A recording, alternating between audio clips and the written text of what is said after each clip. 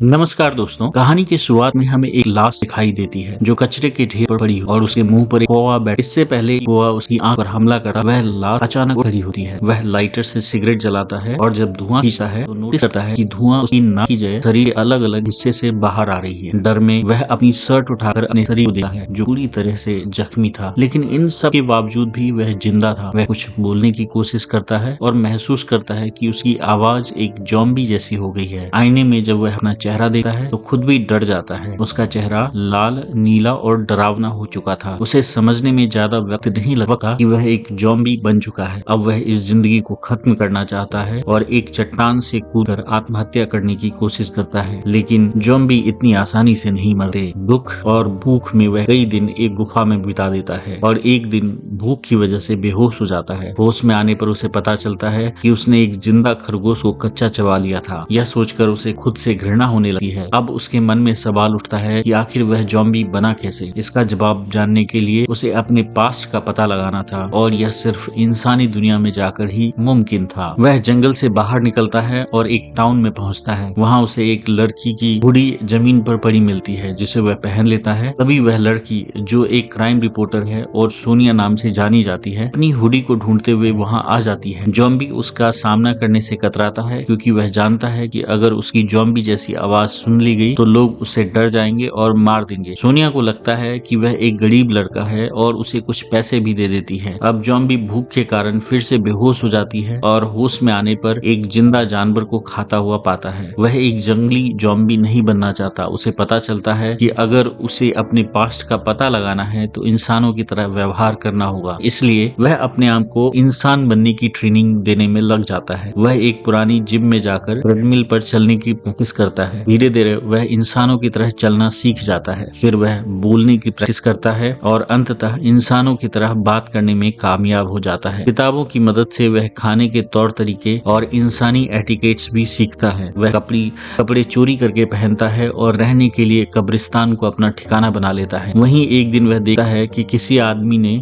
किसी को मार कर खाई में गिरा दिया है। ज़ॉम्बी यह देखने के लिए नीचे जाता है कि वह आदमी जिंदा है या मर चुका है। वह आदमी जिंदा था और ज़ॉम्बी को एक चाबी दे करके मर जाता है। चाबी और बैग में मिले विजिटिंग कार्ड से उसे पता चलता है कि वह आदमी किम नाम का डिटेक्टिव था और कार्ड पर उसके ऑफिस का पता भी लिखा था। अब ज़ॉम्बी कुछ दिन वहां रहने का फैसला करता है। डिटेक्टिव किंग के ऑफिस में बहुत सारा खाना रखा था जिसे ज़ॉम्बी खा जाता है, लेकिन इंसानों का खाना पचाने में नाकाम रहता है। उसे समझ आता है कि उसे पैसे कमाने होंगे, इसलिए वह पिज्जा पैक करने का काम शुरू करता है। इसी दौरान डिटेक्टिव किम के फोन पर एक कॉल आती है जिसमें उसे एक कुत्ते को ढूंढने का काम दिया जाता है। वह इस काम को करने का फैसला करता है क्योंकि उसे लगता है कि इस बहाने वह लोगों से मिल सकेगा और शायद अपने पास्ट के बारे में कुछ जान पाए। अपना चेहरा छुपाने के लिए वह मेकअप करता है और डिटेक्टिव किम के कपड़े पहन लेता है। इस नए रूप में वह अपने मिशन पर शुरू हो जाता है। यहीं से ज़ॉम्बी की इंसानों के बीच में जिंदगी और अपने पास्ट की तलाश की कहानी शुरू होती है। ज़ॉम्बी के इंसानों की दुनिया में घुलने मिलने की कहानी आगे बढ़ती है। वह पिज्जा पैकिंग का काम कर रहा होता है जब उसे डिटेक्टिव किंग के फोन पर एक कुत्ते को ढूंढने का काम मिलता है। यह कुत्ता एक छोटे से बच्चे का था जो उसे ढूंढने के बदले बहुत ही कम पैसे देने वाला था। अगर ज़ॉम्बी बच्चे को डांट देता है तभी यहाँ उसकी आंटी यानी सोनिया आ जाती है। सोनिया ज़ॉम्बी को हेलमेट मारकर बेहोश कर देती है। जब सोनिया उसकी हार्ट बीट चेक करती है और उसे पता लगता है कि वहाँ पर कोई हार्ट बीट नहीं है तो उसे लगता है कि वह मर चुका है, लेकिन थोड़ी देर बाद ज़ॉम्बी एम्बुलेंस में होश आकर सबको डरा देता है। ज़ॉम्बी को समझ आता है कि उसे भूख लगने पर खुद पर काबू नहीं रख पा रहा। एक बार तो वह एक आदमी को खाने ही वाला था, लेकिन कुत्ते पर दया आने की वजह से वह उसे नहीं खाता। वह इंसानों की तरह जीने की कोशिश करता है, लेकिन जब भी इंसानों का खाना खाता है वह उसे पचा नहीं पाता। ऐसे में वह अपने खाने के लिए जंगली जानवरों का ही सहारा लेता है। सोनिया, जो एक क्राइम रिपोर्टर है, धीरे धीरे ज़ॉम्बी के बारे में और ज्यादा जानने लगी है। जब उसे पता चलता है कि ज़ॉम्बी उसकी मदद करना चाहता है और डिटेक्टिव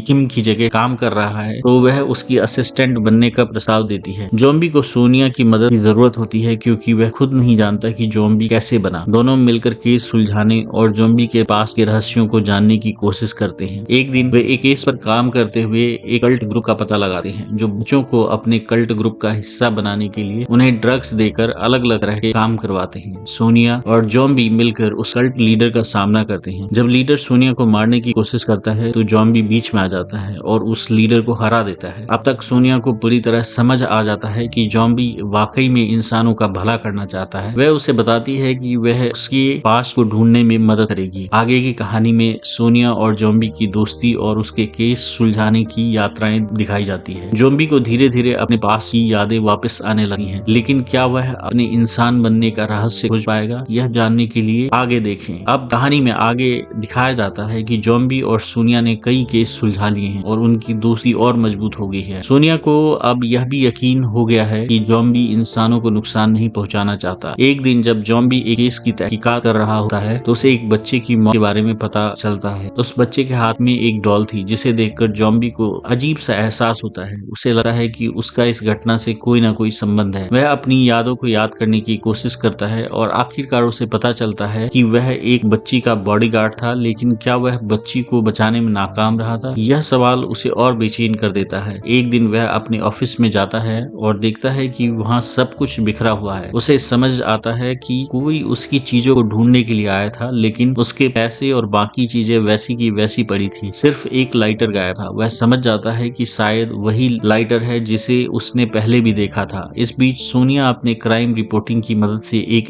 ऐसे शख्स का पता लगाती है जिसने उस बच्चे के मर्डर का सब कुछ देखा था। वह आदमी शॉन नाम का था। जब सोनिया और ज़ॉम्बी उससे मिलने जाते हैं तो उन्हें पता चलता है कि शॉन की मां हो गई है। ज़ॉम्बी और सोनिया उसकी मां को ढूंढने में उसकी मदद करते हैं और उसे सुरक्षित उसके पास पहुंचा देते हैं। लेकिन इस घटना के बाद ज़ॉम्बी को अपने पास की और ज्यादा झलकियां दिखाई देने लगी है। उसे याद आता है कि उसने उस बच्ची को बचाने की पूरी कोशिश की थी, लेकिन वह नाकाम रहा था। जब वह शॉन से फिर मिलता है तो शॉन उसे बताता है कि वह ही उस बच्ची का कातिल है। यह सुनकर ज़ॉम्बी पूरी तरह से टूट जाता है और वह अपनी जान लेने की कोशिश करता है, लेकिन किसी तरह वह बच जाता है। सोनिया अब पूरी तरह से ज़ॉम्बी के पास्ट को जानने की ठान लेती है और वह ज़ॉम्बी के साथ मिलकर उस घटना की सच्चाई पता लगाने का फैसला करती है। कहानी अब और भी रोमांचक मोड़ पर पहुंच जाती है। अब कहानी में एक नए मोड़ आता है। सोनिया और ज़ॉम्बी उस केस की तहकीकात में लगे रहते हैं, लेकिन ज़ॉम्बी को अपने अंदर की ज़ॉम्बी प्रवृत्तियों से भी लड़ना पड़ता है। सोनिया उसे बताती है कि अगर वह खुद पर काबू करना चाहता है तो उसे अपनी भूख पर नियंत्रण पाना होगा। वह उसे एक कुर्सी से बांध देती है और सामने चिकन रख देती है। उसे यह परीक्षा पास करनी थी कि वह बिना खाने के खुद पर नियंत्रण रख सके। ज़ॉम्बी कोशिश करता है, लेकिन 30 घंटे के बाद उसकी भूख बेकाबू हो जाती है और उस चिकन को जानवरों की तरह खाने लगता है। सोनिया जानती है और समझ जाती है कि ज़ॉम्बी का असली खतरा उसका ज़ॉम्बी नेचर से है। वह उसे और ट्रेनिंग देने का फैसला करती है। सोनिया और ज़ॉम्बी के बीच की दोस्ती अब और भी मजबूत हो जाती है। सोनिया ने यह खोज लिया कि डिटेक्टिव किम की मौत के पीछे एक आदमी नेप का हाथ था, जो एक इलीगल ड्रग डीलिंग के केस में शामिल था। जब वो नेप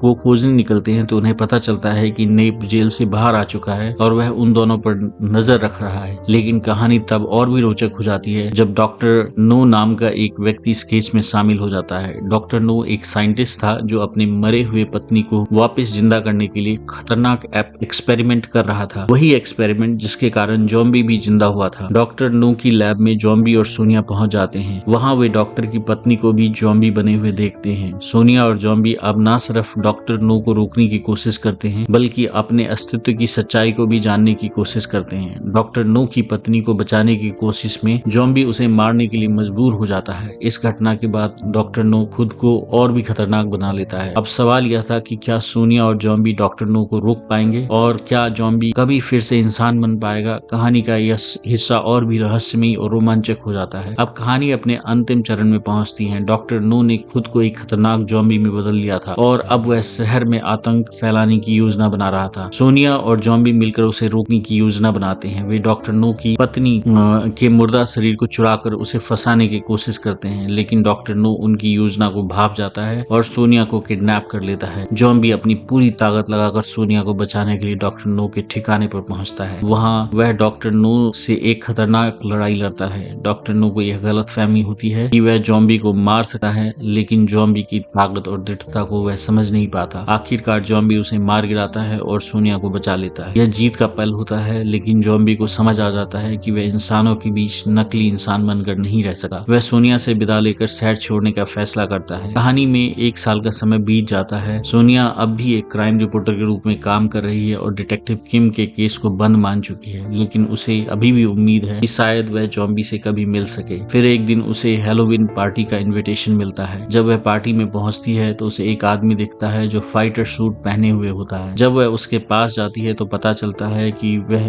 और कोई नहीं बल्कि वही जॉम्बी है। वे दोनों एक बार फिर मिल जाते हैं, लेकिन उनकी मुलाकात के तुरंत बाद उन्हें एक मर्डर केस के बारे में पता चलता है जिसे उन्हें सुलझाना है। यानी उनकी कहानी अभी खत्म नहीं हुई है बल्कि एक नई शुरुआत होने वाली है। और इसी के साथ यह रोमांचक सीरीज यहीं समाप्त होती है।